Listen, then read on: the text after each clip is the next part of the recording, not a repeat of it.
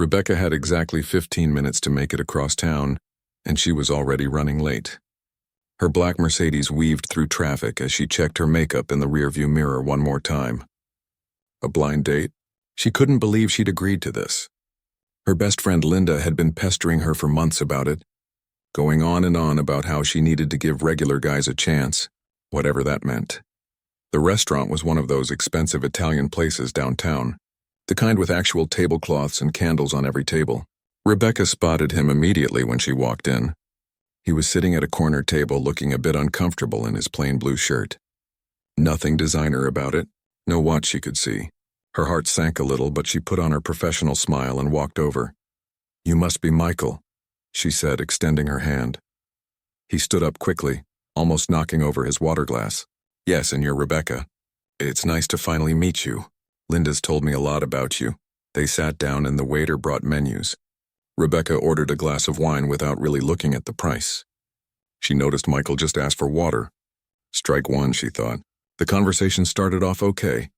The usual small talk about the weather and how crazy traffic was getting, but then came the question she'd been dreading. "So what do you do for work?" Michael asked, seeming genuinely interested. "I'm the CEO of a tech startup," Rebecca said, and she couldn't help the hint of pride in her voice. "We develop software solutions for corporate clients. Just closed a major deal last week, actually." "What about you?" Michael shifted in his seat a little. "I work at Lincoln Elementary School. I'm part of the maintenance staff there." Rebecca's smile froze on her face. Maintenance staff. That was a fancy way of saying janitor, wasn't it? She took a long sip of her wine, trying to figure out what to say next. Linda had set her up with a janitor. This had to be some kind of joke. "That's nice," she finally managed. "So you clean the school?" "Well, it's a bit more than that," Michael said. But Rebecca had already pulled out her phone, pretending to check an important message. She wasn't really reading anything. She just needed a moment to process this disaster. The waiter came by to take their orders. Rebecca ordered the most expensive pasta on the menu without thinking twice.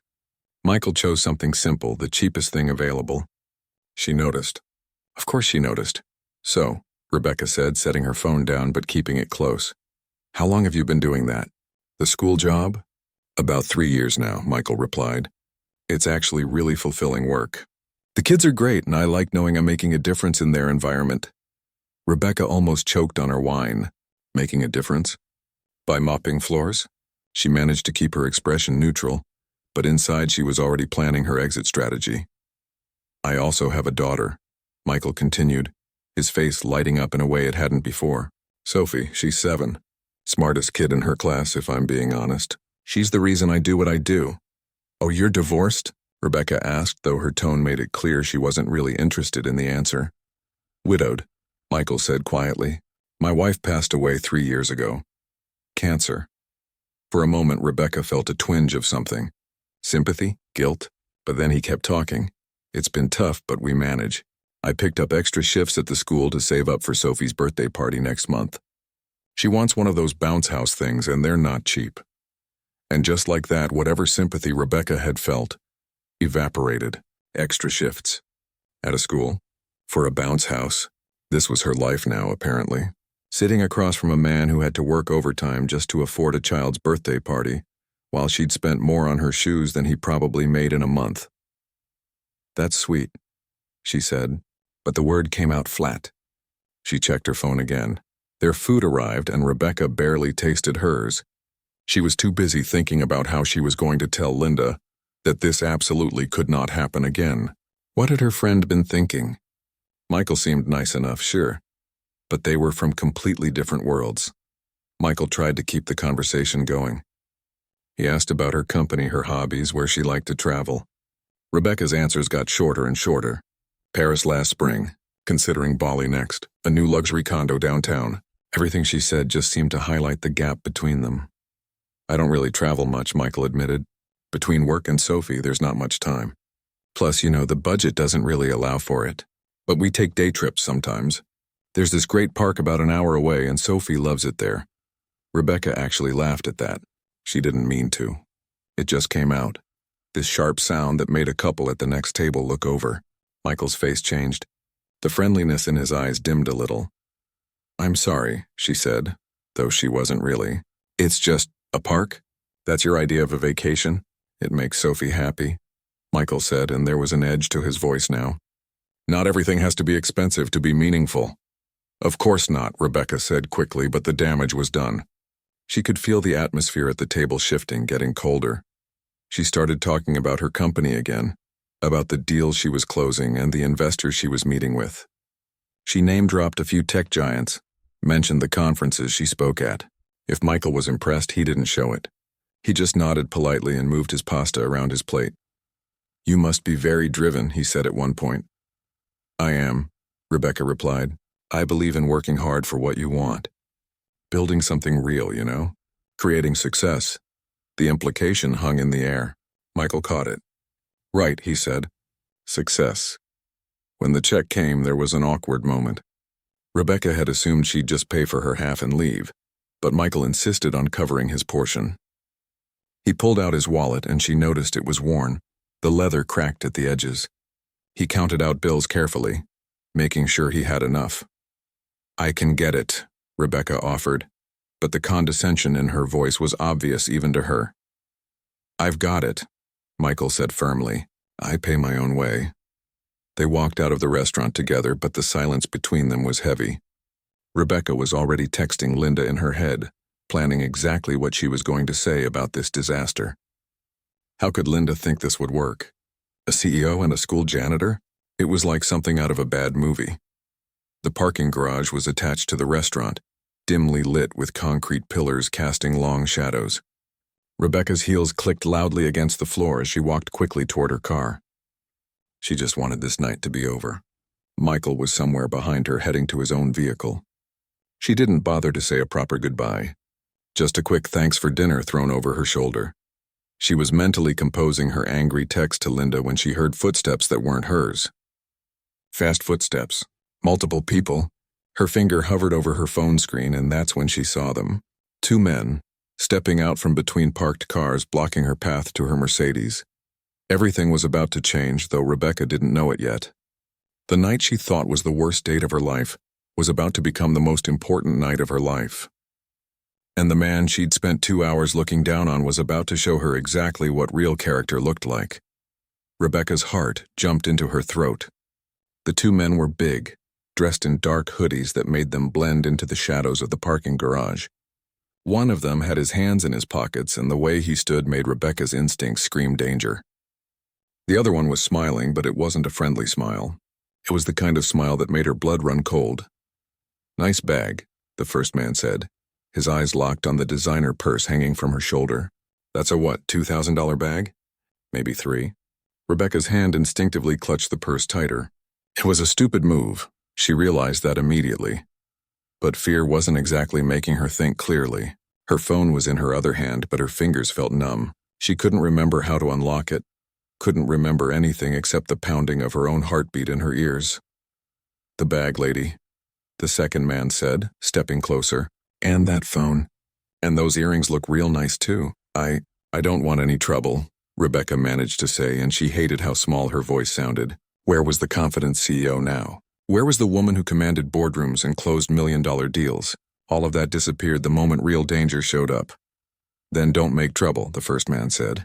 Just hand everything over and we'll be on our way. Rebecca's mind was racing. Should she scream? Should she run? The parking garage was nearly empty. Her car was still 20 feet away. Michael was somewhere behind her, but what could he do? He was just one person, and these guys looked like they could handle themselves in a fight. Okay, she whispered. Okay, just don't hurt me.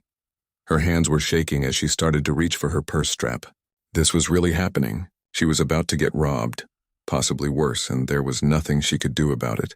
All her money, all her success, all her confidence meant absolutely nothing right now. That's when the second man grabbed her arm. His grip was hard, fingers digging into her skin through her blazer. Rebecca screamed. It was pure instinct, a sound she didn't even know she could make. The man jerked her forward, reaching for her purse with his other hand. And then everything happened at once. She heard running footsteps, fast and purposeful. And Michael's voice loud and commanding in a way it hadn't been all evening. Let her go now. Rebecca's head whipped around. Michael was sprinting toward them, and there was something different about him. The awkward, uncomfortable guy from dinner was gone. This version of Michael moved with purpose, with confidence that reminded her of action movies. "Back off, man," the first attacker said, pulling out a knife.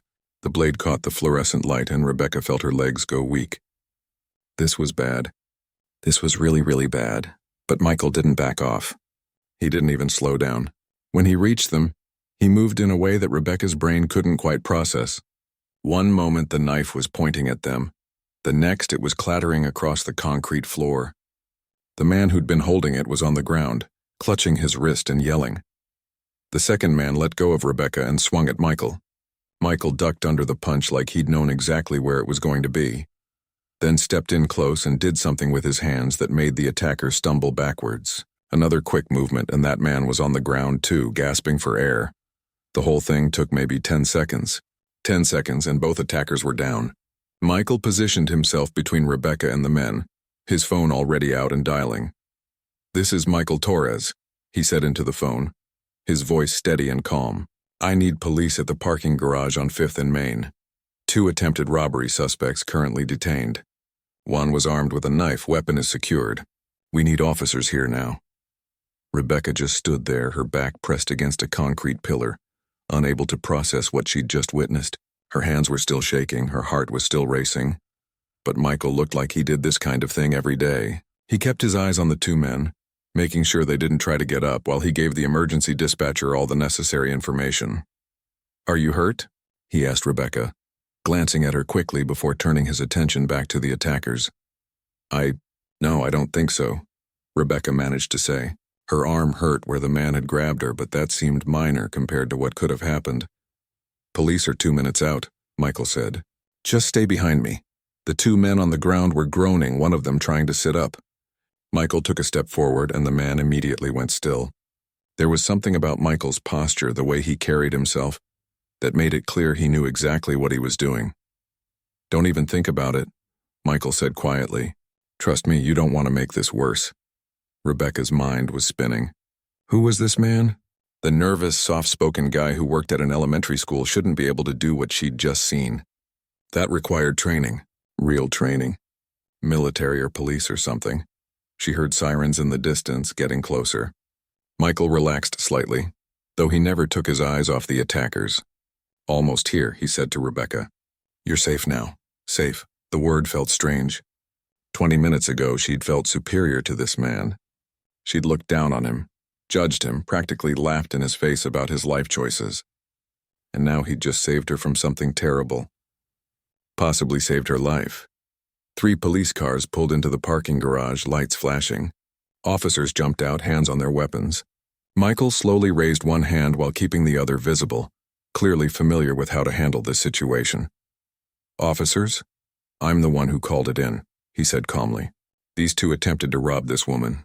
1 was armed with a knife. It's on the ground about 6 feet to my left." The police moved in quickly, professional and efficient. They handcuffed both attackers and secured the knife as evidence.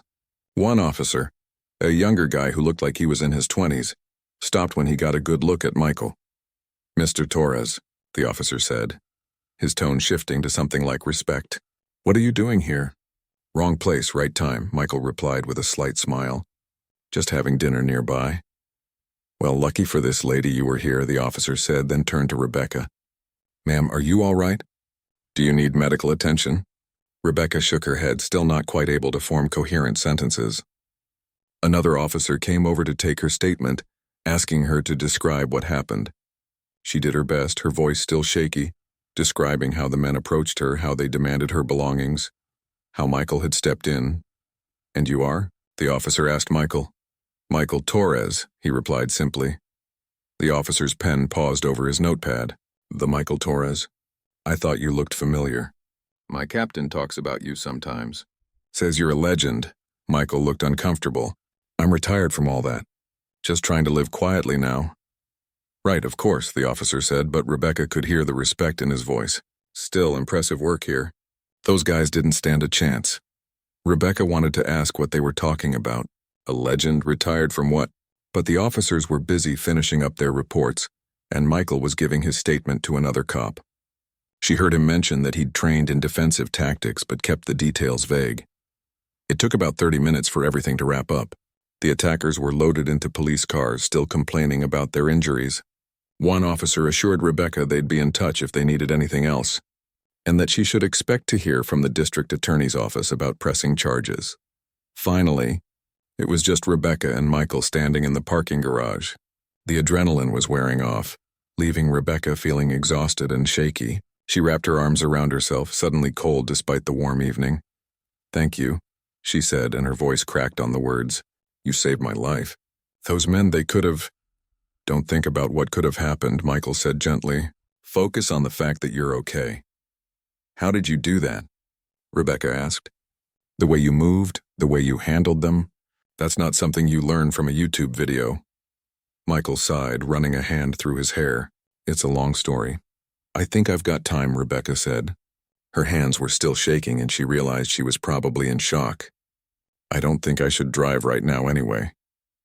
Michael looked at her carefully, seeing the tremor in her hands, the paleness of her face. "Okay," he said, "but not here. Let me make sure you get to your car safely, and then maybe we can talk for a few minutes." They walked to her Mercedes, Michael staying close but not hovering. Rebecca's hands fumbled with her keys, dropping them once before she managed to unlock the door. But she didn't get in. Instead, she leaned against the car, looking at Michael like she was seeing him for the first time. "I was horrible to you tonight," she said suddenly. "At dinner. The way I acted, the things I said, and then you risked your life for me anyway." "That's just what you do when someone's in danger," Michael replied. "It doesn't matter who they are or how they treated you at dinner." Rebecca felt tears stinging her eyes. "Who are you, really?" "Because that officer knew you, called you a legend, and you moved like someone with serious training." Michael was quiet for a long moment, studying her face. Then he made a decision. "Get in your car," he said. "I'll sit in the passenger seat and I'll tell you the truth. All of it." Rebecca unlocked her car and slid into the driver's seat, her hands still shaking slightly. Michael got in on the passenger side, and for a moment they just sat there in silence. The expensive leather seats, the high-tech dashboard, everything about Rebecca's car screamed success and wealth. It felt like a ridiculous contrast to everything that had just happened. "So," Rebecca said finally, turning to face him. "The truth?" Michael took a deep breath. "I do work at Lincoln Elementary," he started, "but not as a janitor." "Well, I do maintenance work there, but I'm a volunteer. I don't actually need the job." Rebecca's eyebrows shot up. "You volunteer?" "I don't understand." "Let me back up," Michael said. "About 8 years ago, I started a software company. Nothing huge at first, just me and 2 friends in a garage. We developed a data security program that ended up being exactly what companies needed right when they needed it. Within 3 years, we had contracts with half the Fortune 500. Rebecca's jaw dropped. She worked in tech. She knew how rare and difficult that kind of success was. 5 years ago, a major tech corporation made us an offer. Michael continued. $80 million. My share after splitting with my partners and paying taxes came out to about $38 million. The number hung in the air between them. Rebecca felt like she'd been slapped. $38 million, she repeated slowly. I sold, Michael said. It seemed like a dream come true. My wife and I, we bought a nice house, started making plans for the future. Then she got sick. Stage 4 cancer. They gave her 6 months. She fought for a year, but... His voice trailed off, and Rebecca saw real pain in his eyes. The money couldn't save her, Michael said quietly. All those millions, and I couldn't do the one thing that mattered. After she died, I realized something. The money felt meaningless. I had more than Sophie and I could ever need, but my daughter had lost her mother. No amount of wealth could fix that. Rebecca didn't know what to say. She just listened. I went into a pretty dark place for a while, Michael admitted. But Sophie needed me. She was only 4 years old, trying to understand why her mom wasn't coming home. I had to be there for her, had to figure out how to be both parents. That must have been incredibly hard, Rebecca said softly. It was, but it also taught me something. Life isn't about accumulating wealth or status. It's about the people you love and the difference you make. So I started looking for ways to contribute. Sophie goes to Lincoln Elementary, and I noticed the school was struggling. Budget cuts meant they couldn't afford proper maintenance staff. The gym floor was damaged. The bathrooms needed work. The playground equipment was falling apart. So you started volunteering, Rebecca said. understanding dawning. Yeah, I go in a few days a week, fix what needs fixing. Sometimes I'm replacing ceiling tiles. Sometimes I'm painting classrooms. Sometimes I'm just cleaning because the kids deserve a clean school. The teachers know who I really am, but we keep it quiet. I don't want special treatment or attention. I just want to help. Rebecca thought about her comment at dinner, the way she'd laughed when he mentioned taking extra shifts. When you said you work extra shifts, I meant I go in more days, Michael explained. Not because I need money, but because there's always something that needs doing. And when I said I was saving up for Sophie's birthday, I meant I was teaching her the value of planning and patience. We role-play budgeting together. She has a piggy bank where she saves her allowance. I want her to understand that good things take effort, even though we could buy anything she wants without thinking twice. You're teaching her not to be spoiled, Rebecca said. Even though you have the means to spoil her. Exactly. My wife and I talked about this before she died. We didn't want Sophie growing up thinking money was the most important thing. So we live modestly. Our house is nice but not extravagant. I drive a decent car but not a flashy one. Sophie's clothes come from normal stores, not designer boutiques. Rebecca looked down at her own designer outfit and felt ashamed. The military training, she said, changing the subject. Where did that come from? Before I started the company, I was in the Marine Corps for 6 years, Michael explained. Mostly did security and protection work. I trained in hand-to-hand combat, defensive tactics, threat assessment. When I got out, I kept up with it. After my wife died, it became a way to channel my grief. I trained 3 times a week at a gym run by former military guys. So when those men attacked you tonight, the training just kicked in? Rebecca shook her head in disbelief. I had you completely wrong. Everything about you I judged and got wrong. To be fair, I set it up that way, Michael said. When Linda asked if she could set me up with someone, I asked her not to mention my background. I wanted to meet someone who'd be interested in me as a person, not as a bank account. I've had experiences in the past where women were more interested in my money than in me. And instead, you got me, Rebecca said bitterly, someone who judged you for not having money. Yeah, Michael said with a sad smile. That was pretty clear from the start. Rebecca felt tears welling up in her eyes. I'm so sorry. The way I treated you at dinner was inexcusable. You were telling me about your daughter, about meaningful things, and I was checking my phone and making snide comments. I actually laughed at you. You did, Michael agreed. He wasn't being mean about it, just honest. Why did you save me? Rebecca asked. After how I acted, you could have just called the police and stayed back. But you put yourself in danger for someone who'd spent 2 hours insulting you. Michael looked surprised by the question. Because it was the right thing to do. Someone was in trouble, and I had the skills to help. Your behavior at dinner didn't enter into it. When you see someone in danger, you don't stop to think about whether they deserve help. You just help. That simple statement made Rebecca feel even worse. This man had more integrity in his little finger than she had in her whole body. He'd created massive success, lost the love of his life, and instead of becoming bitter or showing off his wealth, he'd chosen to live humbly and serve others. Meanwhile, she spent her time collecting expensive things and judging people by their job titles. The officer called you a legend, Rebecca said. What was that about? Michael looked uncomfortable. After I sold my company, I had a lot of free time before my wife got sick. I worked with local law enforcement on some cases, helped them with tech security issues, did some volunteer training, made some connections. That officer probably heard stories that are bigger than the reality. I doubt that, Rebecca said. I just watched you disarm a knife-wielding attacker like it was nothing. It wasn't nothing, Michael corrected. It was dangerous, and I don't recommend trying it. But when you train enough, you learn to act instead of freezing. They sat in silence for a moment. Rebecca's mind was reeling, trying to reconcile everything she'd learned. The man she dismissed as beneath her notice was actually someone extraordinary, someone who'd achieved the kind of success she was still chasing, then chose to use it to make the world better instead of just making himself richer. I don't know what to say, Rebecca finally admitted. Thank you seems inadequate for saving my life. And sorry seems inadequate for how I treated you. You don't have to say anything, Michael replied. Tonight was intense for both of us. You should probably head home, get some rest. The police might call tomorrow for follow-up questions. He reached for the door handle, preparing to leave. Rebecca suddenly didn't want him to go.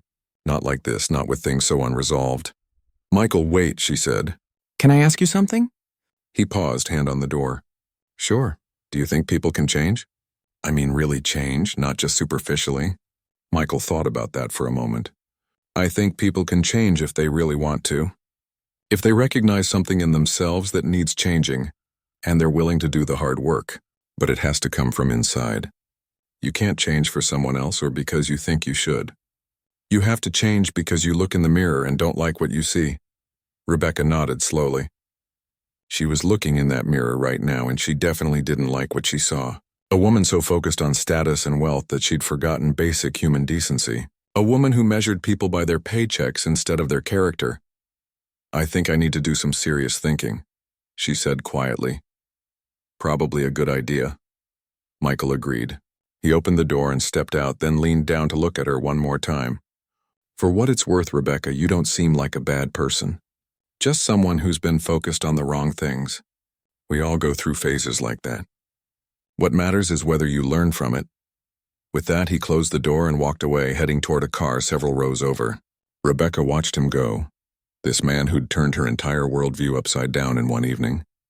She started her car but didn't move, just sat there thinking about everything that had happened. Her phone buzzed. A text from Linda asking how the date went, complete with hopeful emojis. Rebecca stared at the message, trying to figure out how to even begin explaining this night.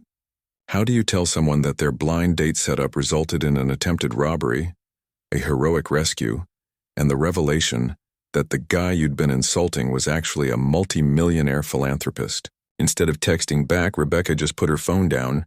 She'd call Linda tomorrow. Right now, she needed to get home and think.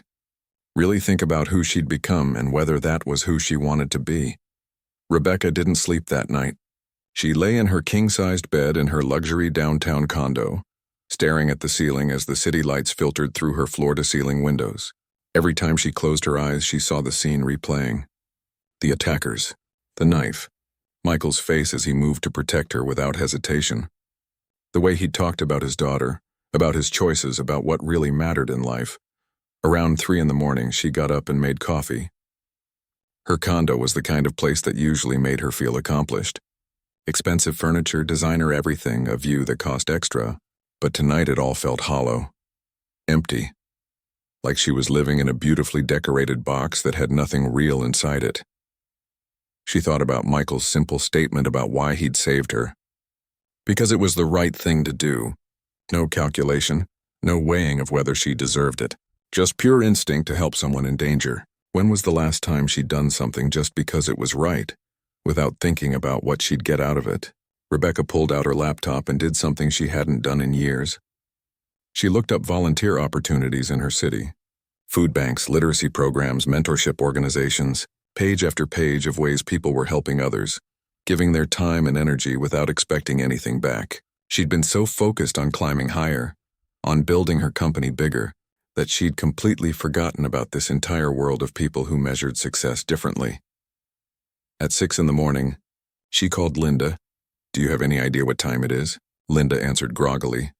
I need to talk to you about last night, Rebecca said. That bad, huh? Linda sighed. I'm sorry. I really thought you two might hit it off. Linda, why didn't you tell me who he really was? There was a pause. What do you mean? Michael Torres, the software entrepreneur, the millionaire. Why didn't you mention that tiny detail? Another pause, longer this time. He asked me not to. He wanted you to meet him as just Michael, not as a bank account. I thought it was sweet, actually. Kind of romantic. Romantic? Rebecca's voice rose. I spent 2 hours insulting him, Linda. I ugged at him for working at a school. I made fun of him for saving up for his daughter's birthday party. I was horrible and he just sat there and took it. Oh no, Linda said, suddenly wide awake. Rebecca, what did you do? Rebecca told her everything. The dinner, the parking garage, the attack, the revelation afterward. Linda listened in silence until Rebecca finished. Wow, Linda finally said. That's a lot. He saved my life, Linda. After I spent the entire evening being the worst version of myself, he risked his life to save mine. What kind of person does that make me? It makes you human, Linda said gently. You made a mistake. A big one, sure, but people mess up. The question is what you're going to do about it. That question haunted Rebecca for the next several days. She went through the motions at work, attending meetings and reviewing reports, but her heart wasn't in it.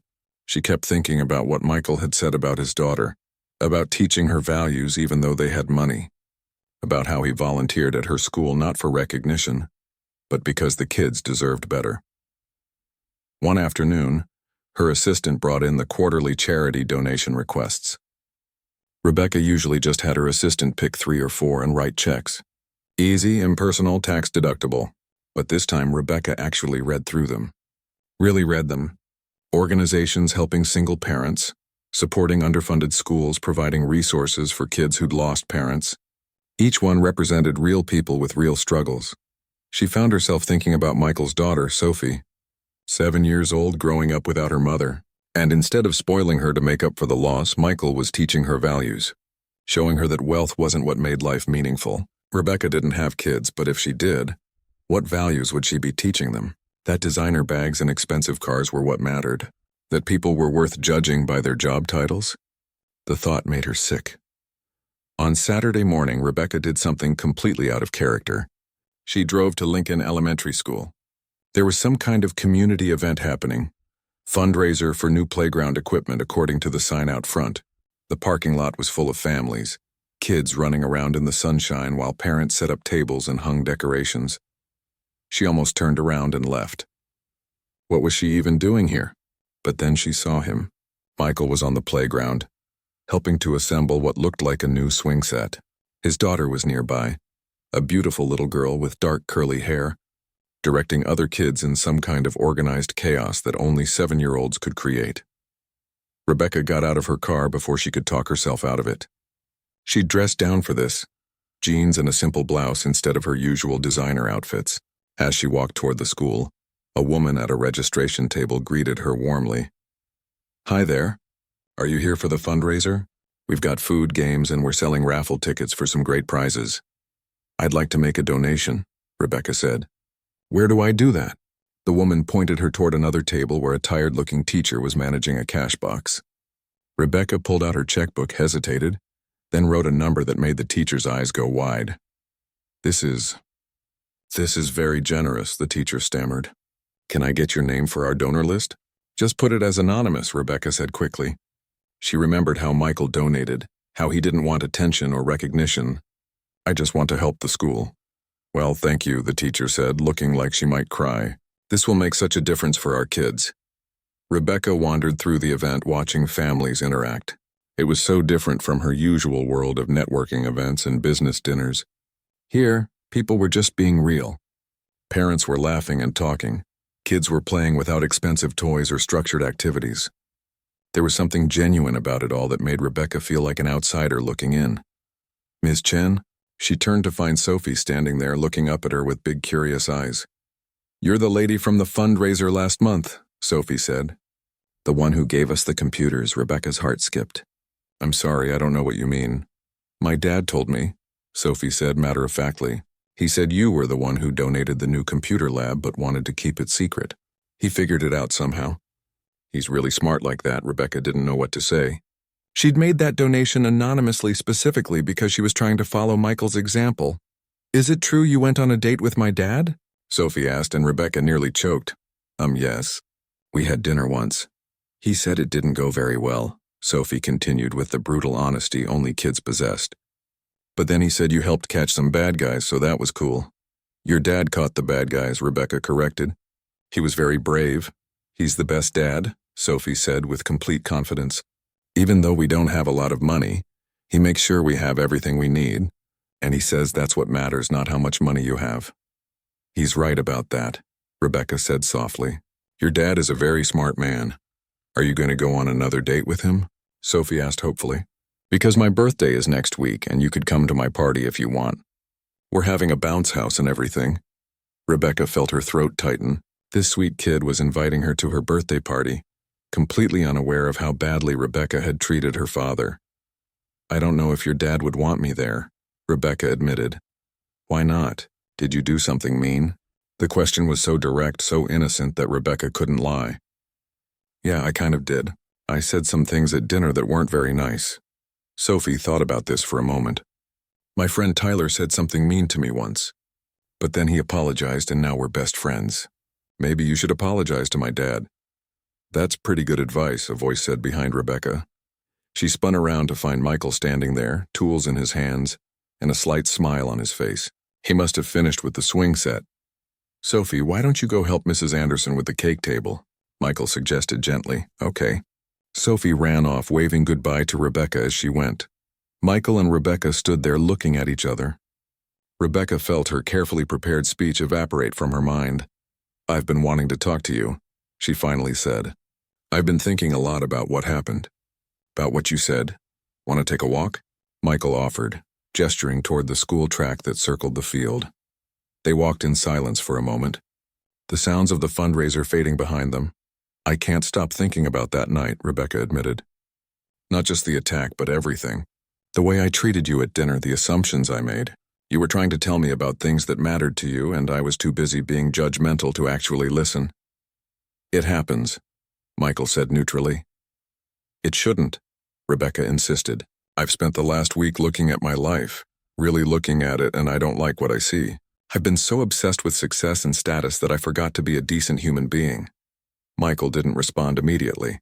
They walked past the baseball diamond, past the basketball courts where some kids were shooting hoops. You know what struck me most about that night? Rebecca continued. After I'd been horrible to you, after I'd dismissed everything you said, you didn't hesitate to help me. You put yourself in danger without even thinking about it. That's who you are. You measure people by their character, by their actions, and I've been measuring people by their bank accounts and job titles. So what are you going to do about it? Michael asked. It was the same question Linda had posed. I don't know, Rebecca admitted. I'm trying to figure that out. I made a donation to the school, but that feels like the easy way out. Writing a check doesn't change who I am inside. It's a start, though, Michael said. Change doesn't happen overnight. They reached a bench and sat down. Rebecca watched kids playing in the distance, their laughter carrying across the field. Your daughter invited me to her birthday party, Rebecca said. She's a really special kid. She is, Michael agreed, his face lighting up the way it always did when he talked about Sophie. She's got her mother's kindness and way too much of my stubbornness. I don't deserve to come to her party, Rebecca said quietly, but I'd really like to, not to make myself feel better, but because I'd like to get to know both of you. The real you, not the version I invented in my head based on job titles and assumptions. Michael studied her face for a long moment. Why? Because you showed me something I'd lost, Rebecca said. Or maybe I never had it to begin with. You showed me that the most important things in life have nothing to do with money or success. They're about integrity and kindness and being there for people who need you. I want to be better than I've been. And I think maybe spending time around someone like you might help me figure out how. The party is next Saturday, Michael said slowly. 2:00. Sophie would love to have you there. But Rebecca, I need you to understand something. If you come, you're not coming as the CEO or the successful entrepreneur. You're coming as a person, just a person trying to be better. Can you do that? Rebecca thought about her closet full of designer clothes, her expensive car, her carefully cultivated image. Could she let all of that go and just be a person? Yes, she said. I can do that. The week leading up to Sophie's birthday party was the longest of Rebecca's life. She found herself doing things she'd never done before. She volunteered at a local food bank on Wednesday evening, sorting donations alongside retirees and college students. Her hands got dirty, her back got sore, and she loved every minute of it. The people there didn't care that she was a CEO. They just appreciated that she showed up. On Thursday, she had lunch with Linda and told her everything that had happened at the school. So you're going to a 7-year-old's birthday party, Linda said with a smile. Never thought I'd see the day. I'm terrified, Rebecca admitted. What if I don't know how to act around kids? What if I say something wrong again? Just be yourself, Linda advised. Or actually be the person you're trying to become. That's what Michael wants to see. Saturday morning, Rebecca stood in front of her closet for 20 minutes trying to figure out what to wear. Everything looked too expensive, too formal. Finally, she chose jeans, a comfortable t-shirt, and simple sneakers. She looked at herself in the mirror and barely recognized the woman staring back. No designer labels. No jewelry except for simple earrings. Just Rebecca. She stopped at a toy store on the way, spending a long time thinking about what to get Sophie. The store clerk kept trying to show her the most expensive items, but Rebecca remembered what Michael had said about teaching Sophie values. She finally chose a science kit for kids, something educational but fun. Not the cheapest thing in the store, but not the most expensive either. Just right, Michael's house surprised her. It was in a normal neighborhood with tree-lined streets and kids riding bikes. The house itself was nice but modest, a two-story with a well-kept lawn and flowers in the garden. Nothing like the mansion Rebecca had expected a millionaire to own. She could hear laughter and music coming from the backyard. Taking a deep breath, Rebecca walked around the side of the house following the sounds. The backyard had been transformed into a party paradise. There was indeed a bounce house, just like Sophie had mentioned, along with games and decorations. About 20 kids were running around, and twice as many adults stood chatting in groups. Sophie spotted her immediately and came running over, her face lit up with excitement. "You came. You really came." Sophie grabbed Rebecca's hand and pulled her toward the bounce house. "Come on, you have to try it." "Oh, I don't know if," Rebecca started. But Sophie was already pulling her shoes off and dragging her toward the inflatable castle. 5 minutes later, Rebecca found herself bouncing alongside a bunch of 7-year-olds, laughing harder than she had in years. Her carefully styled hair was a mess. She was completely out of breath, and she couldn't remember the last time she'd felt so free. When she finally climbed out, Michael was standing there with a cup of lemonade and a knowing smile. "Having fun?" he asked. "Actually, yes," Rebecca said, accepting the drink gratefully. "This is amazing. Sophie's having the time of her life." "That's all that matters," Michael said. "Want to meet some of the other parents?" He introduced her around, and Rebecca was struck by how normal everyone was. Teachers, nurses, small business owners, a mechanic, a librarian. People with real jobs and real lives, all here to celebrate a little girl's birthday. They talked about school projects and soccer practices and the best places to get pizza. Not a single person asked about her company or her portfolio. One woman, Sophie's teacher, Mrs. Anderson, pulled Rebecca aside later. "I wanted to thank you for the computer lab donation," she said quietly. "Michael told me it was you. I know you wanted to stay anonymous, but I had to say something. You changed our school. Those computers are giving our kids opportunities they never had before." "It was nothing," Rebecca said, and she meant it. Writing a check had been easy. Being here, being present, this was the real gift. It was everything, Mrs. Anderson insisted. Not just the donation, but the fact that you didn't want recognition. That's rare these days. As the party continued, Rebecca found herself sitting on the back porch with Michael while Sophie opened presents. The little girl squealed with delight at each gift, from handmade cards to small toys. When she got to Rebecca's science kit, her eyes went wide. "This is so cool. Dad, look, we can grow crystals and make a volcano." "We'll have to do those experiments together," Michael told her. And Sophie hugged the box to her chest like it was treasure. After most of the guests had left and parents were picking up their kids, Rebecca helped clean up. She stacked chairs, threw away paper plates, and took down decorations. It felt good to be useful, to contribute instead of just observing. "You didn't have to help clean up," Michael said as they worked together to deflate the bounce house. "I wanted to," Rebecca replied. "Besides, I'm part of the party, right? Everyone helps clean up." When everything was done, Sophie was exhausted but happy, sprawled on the couch watching a movie. Michael and Rebecca sat on the back porch as the sun started to set, the yard now empty and quiet. "Thank you for inviting me," Rebecca said. "This was one of the best days I've had in a long time." "Sophie really likes you," Michael said. "She told me earlier that you're way cooler than she expected." Rebecca laughed. High praise from a 7-year-old. They sat in comfortable silence for a moment. Then Rebecca said, "I've been doing a lot of thinking since that night. About my life, about what I value. I started volunteering at a food bank." "Yeah?" Michael looked interested. "It's humbling," Rebecca admitted. "Seeing people who are struggling, who need help with basic things I take for granted. And the other volunteers are amazing. They give their time week after week, not for recognition or tax write-offs, just because they care. That's the real work," Michael said. "Showing up consistently, not just when it's convenient." "I want to do more," Rebecca continued. "I've been thinking about starting a mentorship program through my company, bringing in kids from underfunded schools, teaching them about tech, giving them opportunities, not as charity but as a real investment in people." Michael smiled. "That sounds great. You could really make a difference." "I learned from a good teacher," Rebecca said, meeting his eyes. You showed me that having resources is meaningless if you don't use them to help others. That real success isn't about what you accumulate, it's about what you contribute. I didn't do anything, Michael protested. You saved my life, Rebecca said. And I don't just mean in that parking garage. You saved me from becoming someone I would have hated. Someone so focused on status and wealth that I forgot how to be human.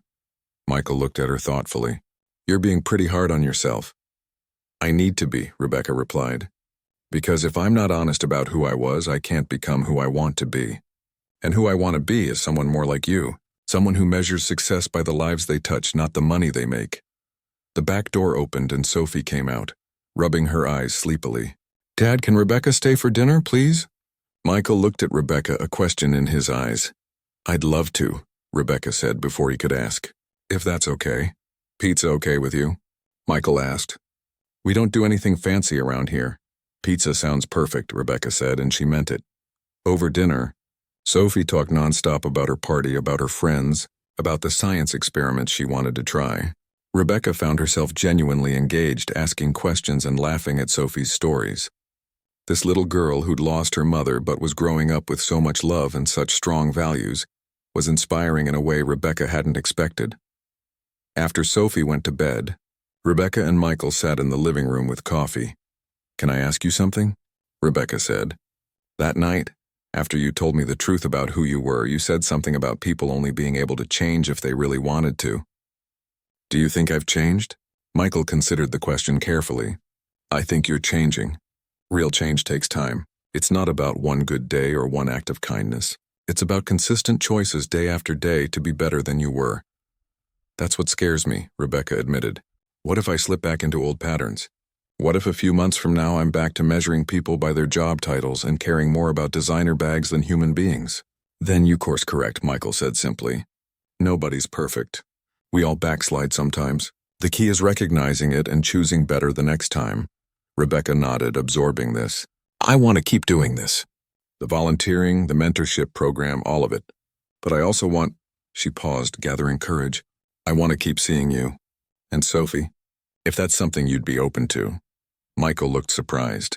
Rebecca, I know I don't deserve a second chance, she interrupted. I was awful on that first date and I'm still figuring out how to be a better person.